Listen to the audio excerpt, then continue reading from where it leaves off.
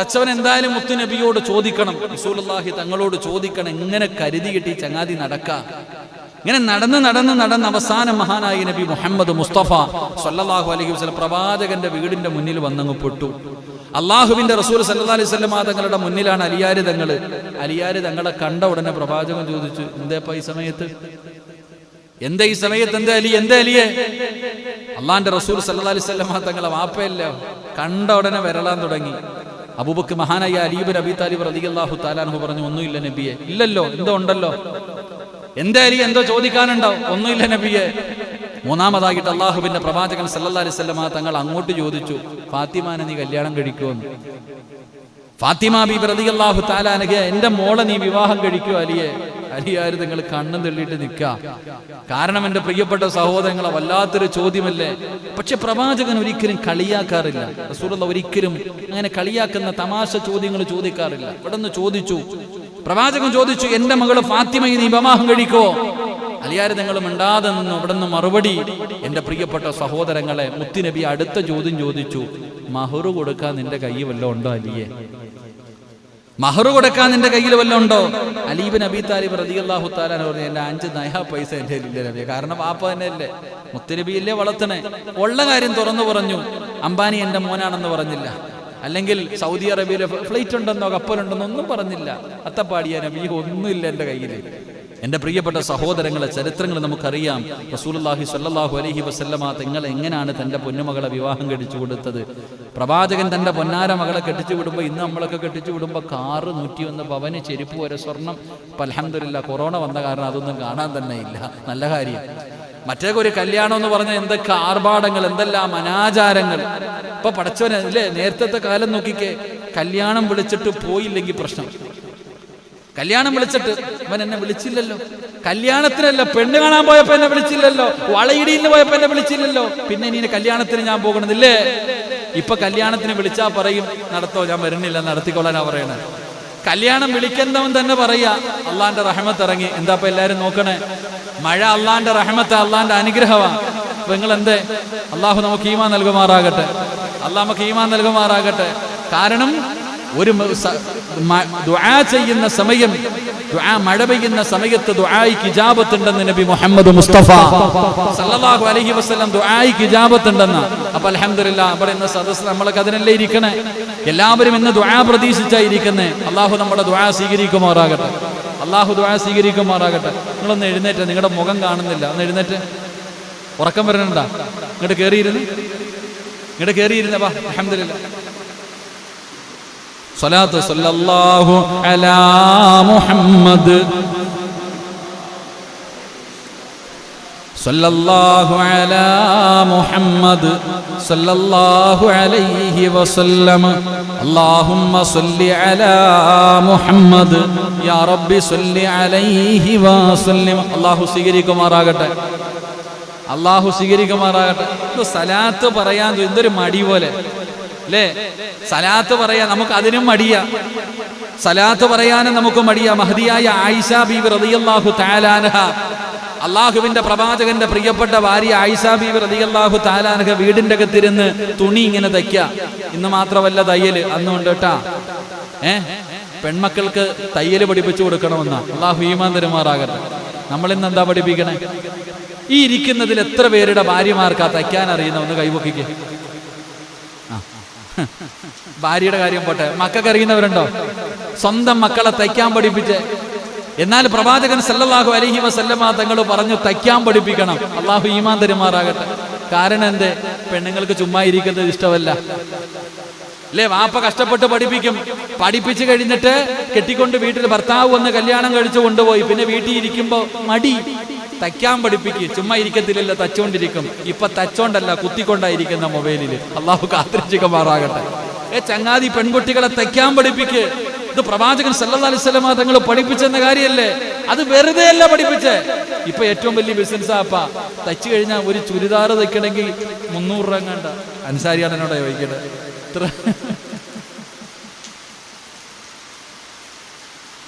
എന്റെ പൊന്ന്, എന്തായാലും ചിരിക്കണ്ട.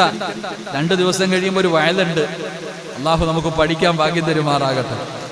ഇൻഷാ അല്ലാഹ് നമ്മുടെ റബീഉൽ അവ്വൽ തീരുന്നതിന് മുമ്പ് ഒരു വഅലുണ്ട്. ആ വഅല് കേട്ടിട്ട് കഴിഞ്ഞാൽ പിന്നെ വീട്ടിൽ പോകുമ്പോൾ ഏകദേശം തീരുമാനമാവും. ഇൻഷാ അല്ലാഹ് മഹദിയായ ആയിഷ ബീവി റളിയല്ലാഹു തആല അൻഹയുടെ ചരിത്രം അള്ളാഹു പഠിക്കാൻ ഭാഗ്യം തരുമാറാകട്ടെ. അള്ളാഹുവിന്റെ പ്രവാചകന്റെ പ്രിയപ്പെട്ട ഭാര്യ ആയിഷ ബീവി റളിയല്ലാഹു തആല അൻഹ വീടിന്റെ അകത്ത് തച്ചുകൊണ്ടിരിക്കുമ്പോൾ സൂചി താഴെ വീണു. സൂചി ഇങ്ങനെ തെരഞ്ഞുകൊണ്ടിരിക്കുമ്പോഴാണ് മഹാനായ നബി മുഹമ്മദ് മുസ്തഫ സല്ലല്ലാഹു അലൈഹി വസല്ലമ തങ്ങൾ വീടിന്റെ അകത്തേക്ക് കടന്നു വരുന്നത്. ആ സമയത്ത് പ്രവാചകന്റെ മുഖത്തെ പ്രകാശം കൊണ്ടാ താഴെ കടന്ന സൂചി എടുത്തത്. ചിന്തിച്ചു നോക്ക്. അവിടെ നിന്ന് മറ്റൊരു ചരിത്രത്തിൽ പറയുന്നു, സൂചിയിൽ നൂല് ഇരുട്ടത്തായിരുന്നു, പ്രവാചകന്റെ മുഖത്തെ പ്രകാശം കൊണ്ടാ സൂചി ഉരുത്തേത്. അപ്പൊ ആ പ്രവാചകൻ വീടിന്റെ അകത്തേക്ക് കടന്നു വന്നു. ആ സമയത്ത് അള്ളാഹുവിന്റെ പ്രവാചകൻ അവിടെ നിന്ന് പറഞ്ഞു, ആയിഷ, അള്ളാഹുവിന്റെ പ്രവാചകൻ അവിടെ നിന്ന് പറയുന്നു, എന്നെ കാണാത്തവർക്ക് നാശം, എന്നെ കാണാത്തവർക്ക് നാശം. അള്ളാഹുവിന്റെ പ്രവാചകനോട് ആയിഷ ബീബി റളിയല്ലാഹു തആല അൻഹ അവിടെ നിന്ന് ചോദിക്കുന്നു, യാ റസൂലല്ലാഹ്, അള്ളാഹുവിന്റെ നബിയേ, അങ്ങയെ കാണാത്തതാരാണ്? അങ്ങയെ കാണാത്തതാരാണ്? പിശുക്കന്മാർക്കാണ് ആയിഷ, പിശുക്കന്മാർക്കാണ് ആയിഷ. അള്ളാഹുവിന്റെ റസൂലിനോട് ആയിഷ ബീബി റളിയല്ലാഹു തആല അൻഹ അവിടെ നിന്ന് ചോദിക്കുന്നു, യാ റസൂലല്ലാഹ്, ആരാണ് നബിയേ? പിശുക്കന്മാരാരാണ് നബിയേ? മുത്തുനബി പറയുന്നു, ആയിഷ,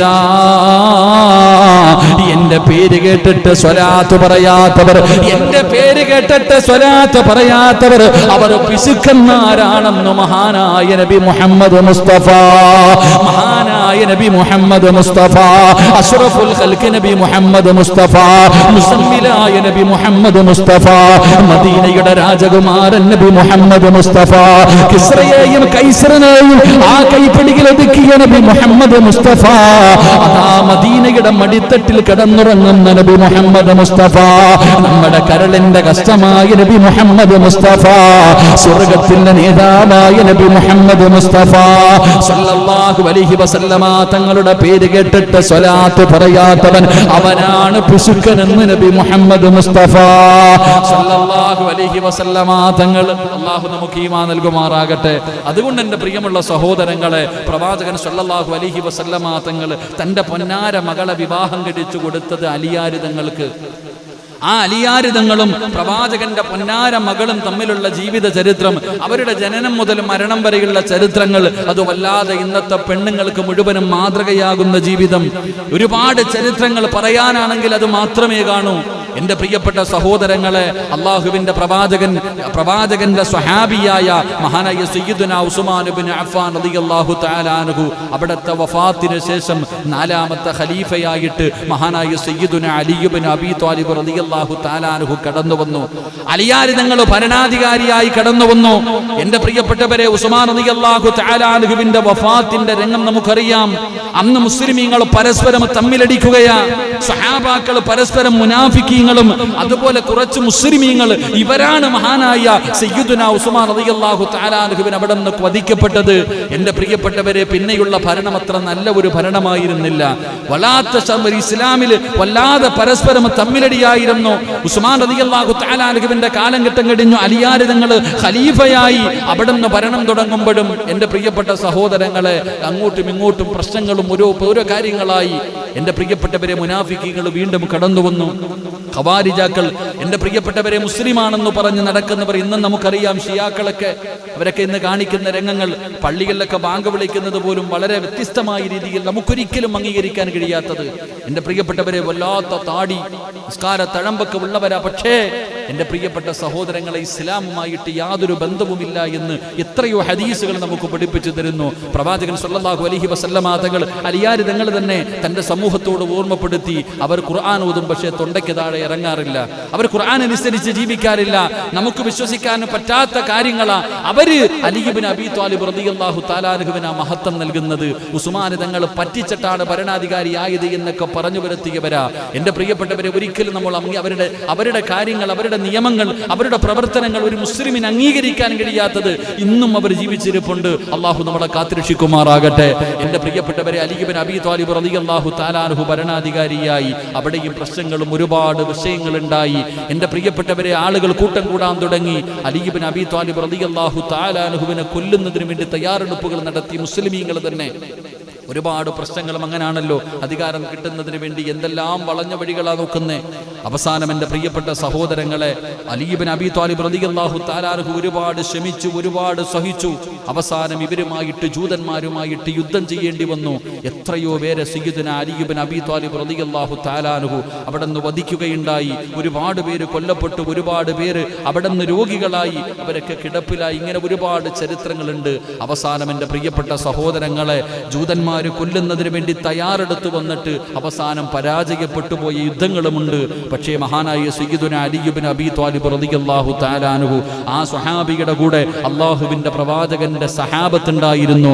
മുത്തുനബിയുടെ സഹാബികൾ കൂടെ നിന്നു. എൻ്റെ പ്രിയപ്പെട്ട സഹോദരങ്ങളെ, അവസാനം അല്ലാഹുവിന്റെ പ്രവാചകന്റെ സ്വഹാബത്ത് നാലോളം വരുന്ന സ്വഹാബികൾ എന്തിനും തയ്യാറായ അലി ഇബ്നു അബീ ത്വാലിബ് റളിയല്ലാഹു തആല അൻഹുവിന്റെ കൂടെ ഉണ്ടായിരുന്നു. ശത്രുക്കൾ എന്തെല്ലാം വഴികൾ നോക്കിയിട്ടും അലി ഇബ്നു അബീ ത്വാലിബ് റളിയല്ലാഹു തആല അൻഹുവിനെ കൊല്ലാൻ കഴിയുന്നില്ല. കാരണം അല്ലാഹുവിന്റെ സഹായമുണ്ട്. എൻ്റെ പ്രിയപ്പെട്ട സഹോദരങ്ങളെ, അവിടുന്ന് ചരിത്രം പറയുകയാ. മഹാനായ സയ്യിദുനാ അലി ഇബ്നു അബീ ത്വാലിബ് റളിയല്ലാഹു തആല അൻഹു അവസാനം അവിടുന്ന് തന്റെ വഫാത്ത് അടുത്തു വരുമ്പോൾ മഹാനവറുകൾ സുബ്ഹി നമസ്കരിക്കാൻ പള്ളിയിലേക്ക് കടന്നു വരികയാണ്. അലിയാർ തങ്ങൾക്കൊരു സ്വഭാവമുണ്ടായിരുന്നു. അല്ലാഹുവിന്റെ പ്രവാചകന്റെ ഒരു ഗുണമാണ്, മുത്തുനബി ഉണ്ടല്ലോ, അല്ലാഹുവിന്റെ പ്രവാചകനതാ പള്ളിയിലേക്ക് നമസ്കരിക്കാൻ വരുമ്പോ തന്റെ പൊന്നാര മകളുടെ വീടിന്റെ മുന്നിൽ പോയിട്ട് വിളിക്കും, മോളെ ഫാത്തിമ, എഴുന്നേറ്റ് നമസ്കരിക്കുമോളെ. തഹജ്ജുദ് നമസ്കരിക്കാൻ പ്രവാചകനെ വിളിച്ചുണർത്തുമായിരുന്നു എന്ന് ചരിത്രം പറയുമ്പോ മഹാനായ സയ്യിദുനാ അലി ഇബ്നു അബീ ത്വാലിബ് റളിയല്ലാഹു തആല അൻഹു സുബ്ഹിക്ക് പള്ളിയിലേക്ക് വരുമ്പോ വരുന്ന വഴിയിൽ കിടന്നുറങ്ങുന്ന സ്വഹാബാക്കളെ നമസ്കരിക്കാൻ വിളിച്ചുണർത്തുമായിരുന്നു. അതാണ് ഭരണാധികാരി. ഒറ്റയ്ക്കാണ് നടന്നു വരുന്നത്. കൂടെ വരാൻ കരിമ്പൂച്ചകളോ പട്ടാളവോ ഒന്നുമില്ല. ഒറ്റയ്ക്കാണ് അലിയാർ തങ്ങൾ പള്ളിയിലേക്ക് കടന്നു വരുന്നത്. ഈ രംഗമാണ്, ഈ അവസരമാണ് ശത്രുക്കൾ നോക്കി വെച്ചിരുന്നത്. എന്റെ പ്രിയപ്പെട്ടവരെ, അല്ലാഹുവിന്റെ പ്രവാചകൻ സ്വല്ലല്ലാഹു അലൈഹി വസല്ലമ തങ്ങൾ അവിടുന്ന് റമളാൻ 17, അതാ പരിശുദ്ധമായ റമളാൻ 17 മഹാനായ സയ്യിദുനാ അലി ഇബ്നു അബീ ത്വാലിബ് റളിയല്ലാഹു തആല അൻഹു പള്ളിയിലേക്ക് സുബ്ഹി നമസ്കരിക്കാൻ വരുമ്പോ അബ്ദുറഹ്മാൻ മുൽജിം എന്ന് പറയുന്ന ഒരു ശത്രുവുണ്ടല്ലോ. അബ്ദുറഹ്മാൻ മുൽജിം എന്ന് പറയുന്ന ഒരു ജൂതനായ മനുഷ്യൻ അതാ വാളിന്റെ അകത്ത് 40 ദിവസമായിട്ട് വിഷം വാളിന്റെ അകത്ത് കലർത്തി വെച്ചിട്ട് കാത്തിരിക്കുകയാ അലിയാർ തങ്ങളെ കൊല്ലാൻ. അങ്ങനെ പടച്ചവനെ, സുബ്ഹി നമസ്കരിക്കാൻ പള്ളിയിലേക്ക് ഒറ്റയ്ക്ക് നടന്നു വരുന്ന മഹാനായ സയ്യിദുനാ അലി ഇബ്നു അബീ ത്വാലിബ് റളിയല്ലാഹു തആല അൻഹു അലിയാർ തങ്ങളെ നടന്നു വരുമ്പോ അബ്ദുല്ലാഹ് ഇബ്നു മുൽജിം എന്ന് പറയുന്ന ശത്രുവുണ്ടല്ലോ, വിഷം പടർത്തിയ കൊടാതാ, വിഷം കടർത്തിയ വാളുണ്ടല്ലോ, അതുകൊണ്ട് അലിയാർ തങ്ങളുടെ തലയിലാ വെട്ടുന്നത്. അലിയാർ തങ്ങളുടെ തലയിൽ വെട്ടുകയാണ്. സുബ്ഹാനല്ലാഹ്, അലിയാർ തങ്ങളുടെ താടി രോമത്തിലൂടെ രക്തം ഇങ്ങനെ ഒഴുകുകയാണ്. തലയിൽ വെട്ടുകൊണ്ട് അലിയാർ തങ്ങൾ താഴെ വീഴുകയാണ്. പടച്ചറപ്പേ, എല്ലാവരും ഓടിക്കൂടി അല്ലാഹു അക്ബർ എന്ന് വിളിച്ച് അലിയാർ തങ്ങളെ പിടഞ്ഞു വീഴുമ്പോ എല്ലാവരും ഓടിക്കൂടി. ആ സമയത്ത് അലിയാർ തങ്ങൾ അവിടെ നിന്ന് പറഞ്ഞു കൊടുത്തു, സഹാബിയോട് പോയി ഇമാമത്ത് നിൽക്കാൻ. സമയത്തും തന്റെ തലയിൽ വെട്ടുകൊണ്ടിട്ട് രക്തത്തിൽ കുളിച്ച് താഴേക്ക് വീഴുമ്പോ അലിയാർ തങ്ങൾ ഓടി വന്ന സ്വഹാബത്തിനോട് പറഞ്ഞു പോയി സുബ്ഹി നമസ്കരിക്കാൻ. എന്റെ പ്രിയപ്പെട്ട സഹോദരങ്ങളെ, 4 പേരുടെയും ചരിത്രം എടുത്തു നോക്കൂ. മഹാനായ നബി മുഹമ്മദ് മുസ്തഫ സ്വല്ലല്ലാഹു അലൈഹി വസല്ലമ തങ്ങൾ ലോകത്തോട് യാത്ര പറയുമ്പോ അവിടെ നിന്ന് പറഞ്ഞു, ഉമ്മത്തി അസ്സലാ, നമസ്കാരത്തിന്റെ കാര്യം ഓർമ്മപ്പെടുത്തിയിട്ടാ മുത്തുനബി പോയത്. മഹാനായ സയ്യിദുനാ അബൂബക്കർ സിദ്ദീഖ് റളിയല്ലാഹു തആല അൻഹു 63ാമത്തെ വയസ്സിൽ വഫാത്താകുമ്പോ ആ മരിക്കുന്ന സമയത്ത് അവസാനമായിട്ട് സൽമാൻ അൽ ഫാരിസി തങ്ങളടങ്ങുന്ന സ്വഹാബത്തിനോട് അവിടുന്ന് കൊടുത്ത വസിയ്യത്തും, നിങ്ങൾ നിസ്കാരത്തിന്റെ കാര്യമാണ്, പ്രത്യേകിച്ച് സുബ്ഹി നമസ്കാരത്തിന്റെ കാര്യമാണ്. അവിടുന്ന് പറഞ്ഞത് നമസ്കാരത്തെ കുറിച്ചാണ്. മഹാനായ സയ്യിദുനാ ഉമർ ഇബ്നുൽ ഖത്താബ് റളിയല്ലാഹു തആല അൻഹു അവസാനം കഥാ കുത്തുകൊണ്ട് മരണത്തോട് മല്ലടിക്കുമ്പോഴും അവിടെന്ന് ചോദിച്ചത്, നിങ്ങൾ സുബഹി നമസ്കരിച്ചോ? അല്ലാഹുവേ, എനിക്ക് നമസ്കരിക്കാൻ കഴിഞ്ഞില്ലല്ലോ. ഉമർ ഇബ്നുൽ ഖത്താബ് തങ്ങളും നിസ്കാരത്തെക്കുറിച്ചാ ഓർമ്മപ്പെടുത്തിയത്. മഹാനായ സയ്യിദുനാ ഉസ്മാൻ ഇബ്നു അഫ്ഫാൻ ഈ ലോകത്തോട് വിട പറയുമ്പോ അവിടെന്ന് നമസ്കരിച്ചിട്ടല്ലേ, സൂറത്തു ത്വാഹ ഓതി നമസ്കരിച്ചിട്ട് പരിശുദ്ധമായ ഖുർആൻ ഓതിയിട്ടല്ലേ മഹാനവറുകളും ലോകത്തോട് യാത്ര പറഞ്ഞത്. നാലാമത്തെ ഖലീഫയായ മഹാനായ സയ്യിദുനാ അലി ഇബ്നു അബീ ത്വാലിബ് റളിയല്ലാഹു തആല അൻഹു സുബ്ഹി നമസ്കരിക്കാൻ പോകുന്ന സമയത്താണ് ശത്രു വന്നിട്ട് തന്റെ തലവെട്ടി പൊളിക്കുന്നത്. രക്തത്തിൽ കുളിച്ച് കിടക്കുമ്പോഴും ഓടിക്കൂടുന്നവരോട് പറയുന്നത്, സ്വഹാബത്തേ പോയി നമസ്കരിക്കുക സഹാബ. എല്ലാവരും പോയി നമസ്കരിച്ചു. എല്ലാവരും പോയി നമസ്കരിച്ചു.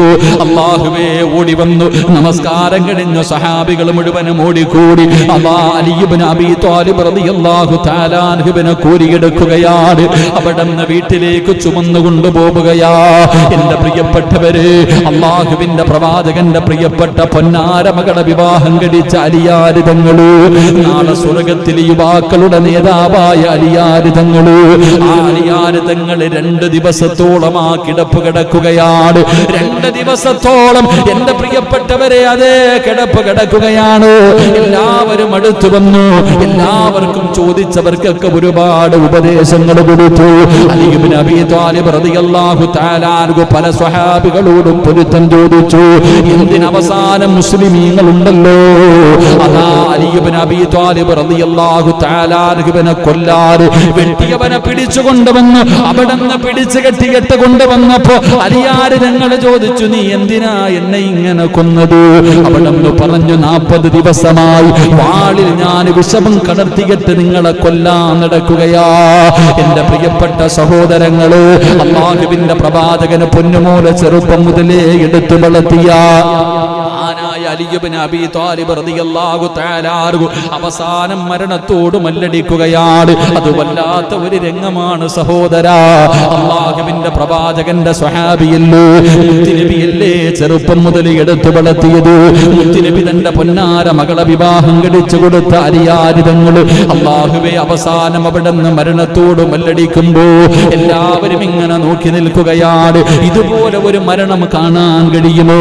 വളരെ അത്ഭുതമാണ് എന്റെ പ്രിയപ്പെട്ടവരെ. ഇങ്ങനെ ഒരു മരണം കാണാൻ കഴിയില്ല.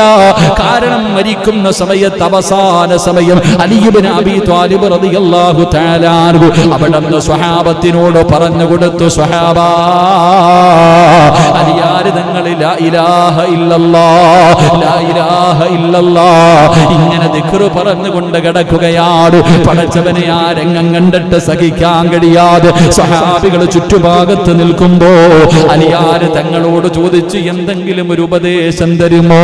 എന്തെങ്കിലും ഒരു ഉപദേശം തരുമോ? സഹാബാ, ഏതെങ്കിലും ഒരു മനുഷ്യന്റെ അവസാന വാക്ക് ലാ ഇലാഹ ഇല്ലല്ലാഹ്, ലാ ഇലാഹ ഇല്ലല്ലാഹ് എന്നാണെങ്കിൽ ദഖലൽ ജന്ന, അവന് സ്വർഗത്തിലാണ് സഹാബ. മുത്തുനബി പറയുന്നത് ഞാൻ കേട്ടിട്ടുണ്ട് സഹാബ.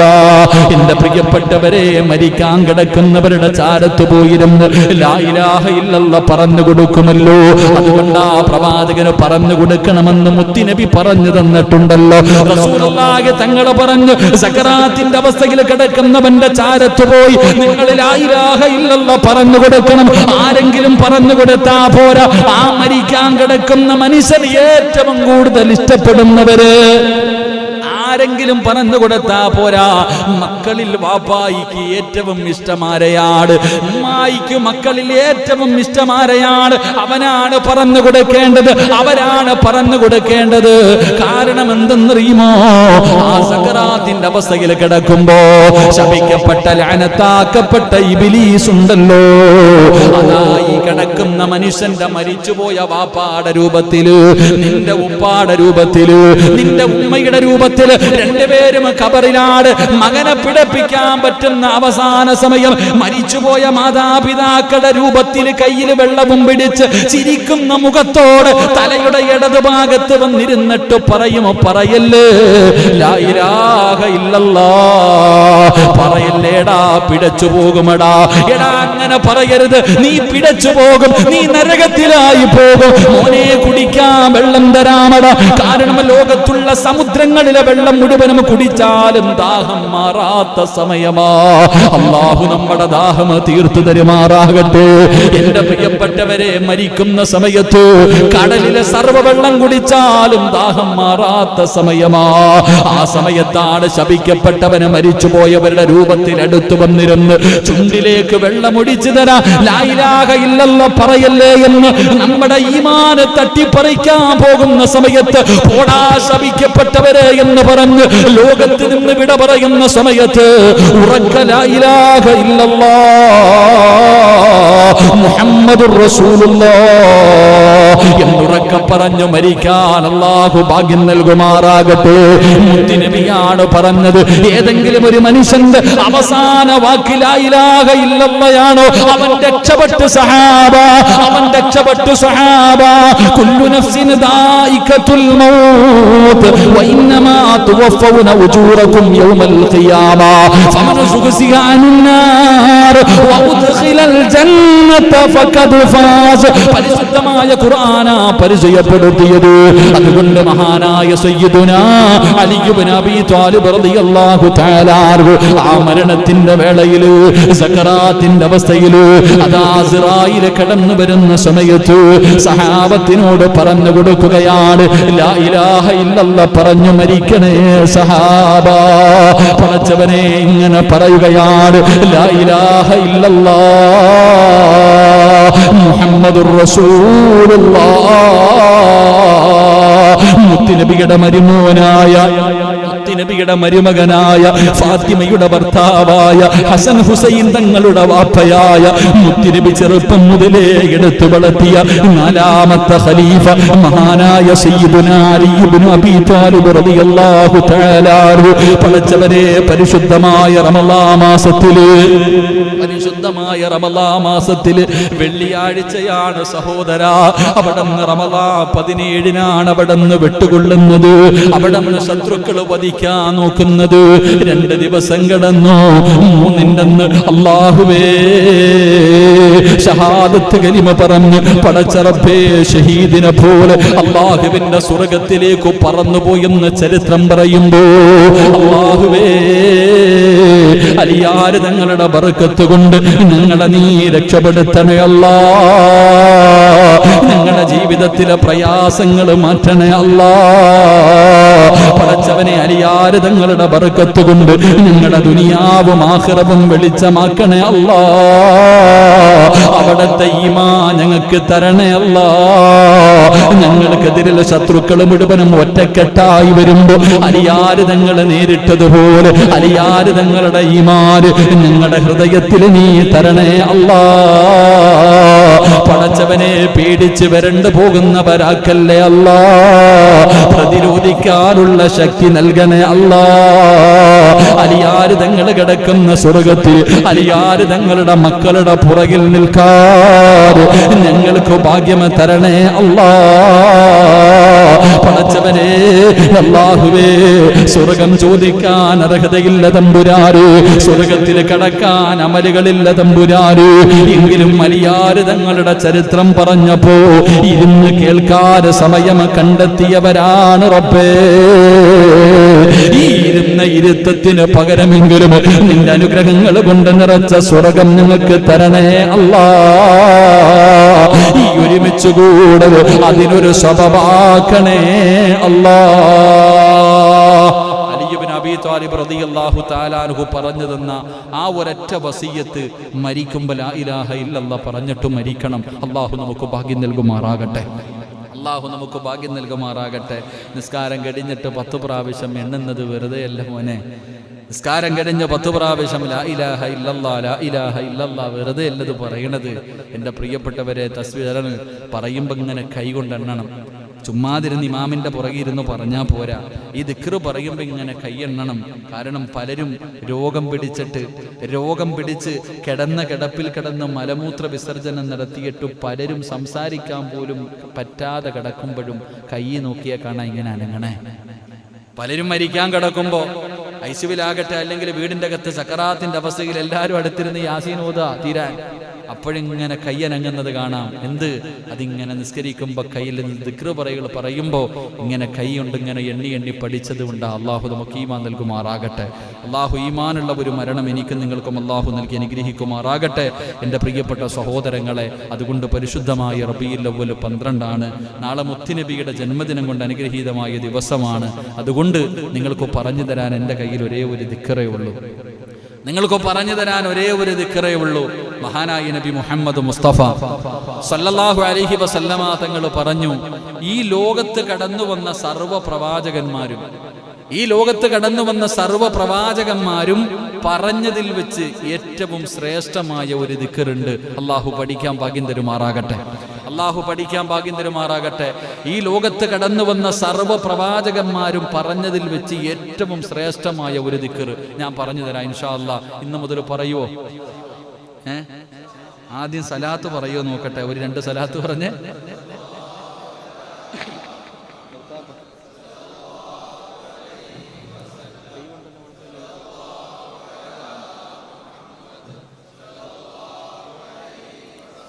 اللهم صل على محمد يا رب صل عليه وسلم. അല്ലാഹു സ്വീകരിക്കുമാറാകട്ടെ.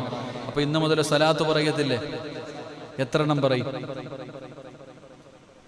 ഒരു തീരുമാനം എടുക്കുക. അതാണല്ലോ ഒരു സഹാബി പ്രവാചകൻ സല്ലല്ലാഹു അലൈഹി വസല്ലമ തങ്ങളോട് ചോദിച്ചു, നബിയെ ഞാൻ എത്ര സലാത്ത് പറയണം?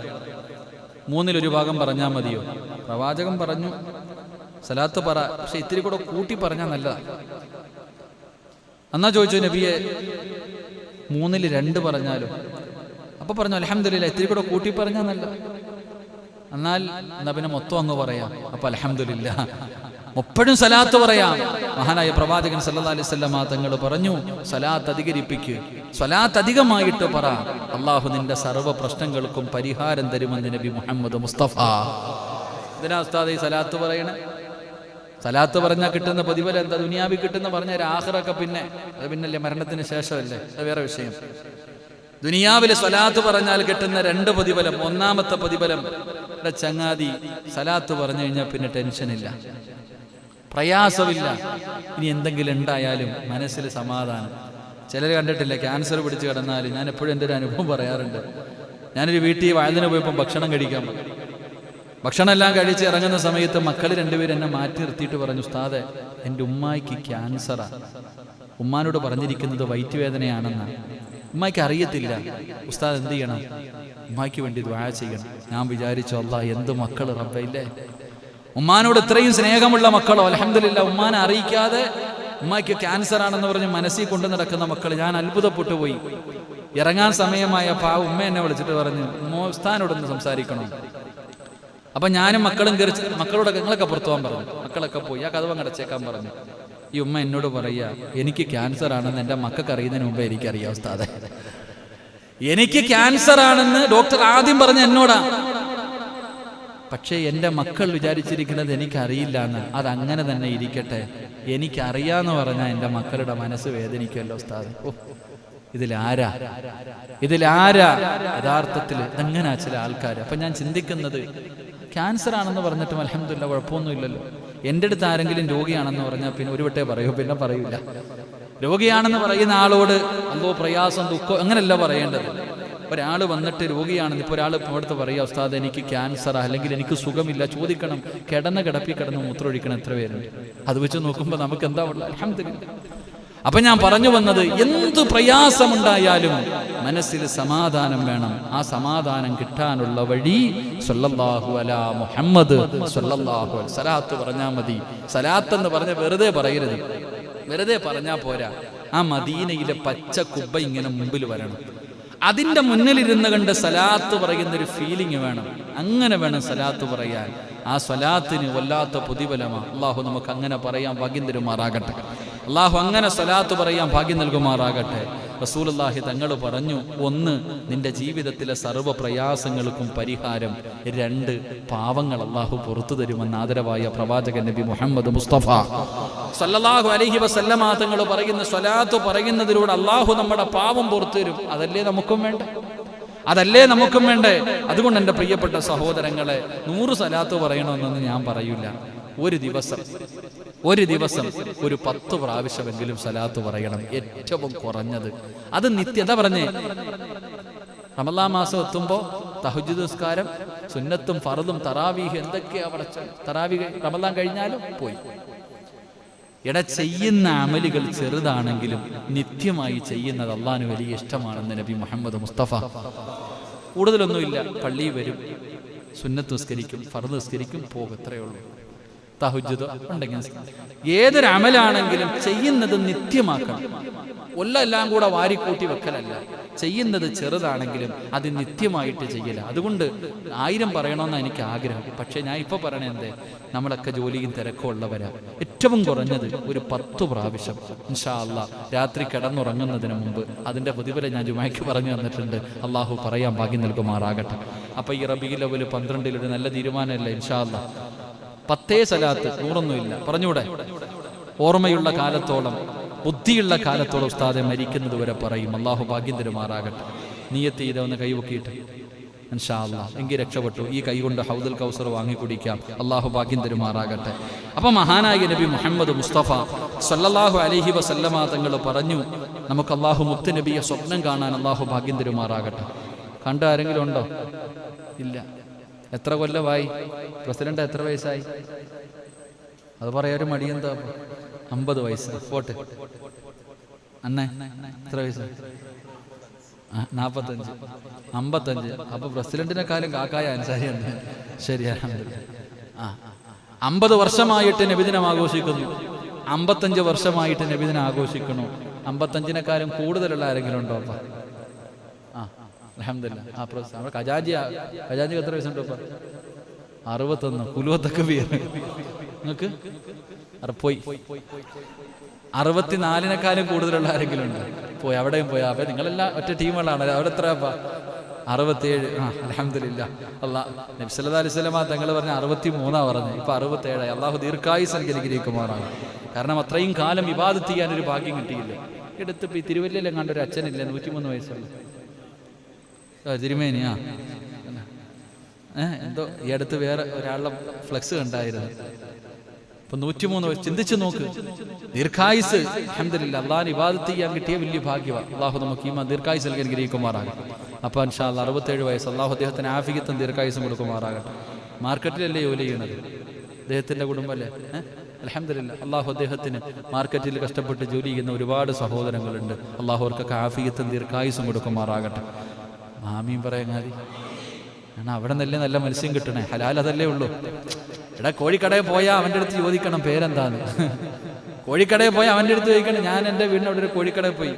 കാരണം പേര് ചോദിക്കണോ? ഇപ്പം അറിയാൻ പറ്റത്തില്ലല്ലോ. അപ്പൊ ഞാൻ അവൻ്റെ അടുത്ത് ചോദിച്ചു, എൻ്റെ പേരെന്ന്? ബിസ്മി ഇല്ലേ? എൻ്റെ അടുത്ത് ചോദിക്കുക ബിസ്മി എന്ന്.